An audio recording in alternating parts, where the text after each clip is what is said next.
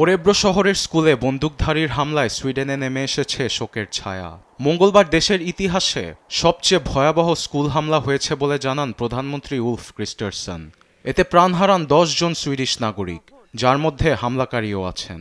এ ঘটনায় আরও অনেকে আহত হন। আকস্মিক এ হামলায় শোক জানিয়েছেন প্রধানমন্ত্রী ক্রিস্টারসন। আমরা এক মর্মান্তিক ও ন্যাক্কারজনক ঘটনার সাক্ষী হয়েছি। ইতিহাসের পাতায় দেশে এরকম ঘটনা কখনোই ঘটেনি। অনেক প্রশ্নের উত্তর এখনও আমি দিতে পারবো না, কিন্তু খুব দ্রুতই আমরা সবকিছুর উত্তর দিব। মর্মান্তিক ঘটনা চোখের সামনে ঘটার কারণে মানসিকভাবে বিপর্যস্ত অনেকেই।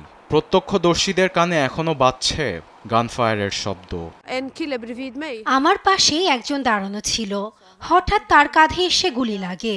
পেছনে মাটিতে আরো 3 জন পড়ে আছে। চারিদিকে রক্ত ছড়িয়ে ছিটিয়েছিল। তারা নিজের জীবনে চিন্তা না করে আমাদেরকে বলছিল নিরাপদ স্থানে আশ্রয় নিতে। আশেপাশে অ্যাম্বুলেন্স ও পুলিশ না থাকার কারণে তাদের রক্ত বন্ধের চেষ্টা করি। হাসপাতালে আহতদের মধ্যে একজনের অবস্থা আশঙ্কাজনক বলে জানান চিকিৎসকরা। এমন পরিস্থিতিতে স্কুলে অবস্থানরত স্বজনদের খুঁজতে হাসপাতালে পায়চারি করছে বহু মানুষ। ঘটনার পর থেকে আমার ভাইয়ের খোঁজ পাওয়া যাচ্ছে না। উনি স্কুলে কাজ করতেন। তিনি আহত হয়েছেন কিংবা অন্য কিছু, আমরা কিছুই জানি না। আমরা চিন্তিত।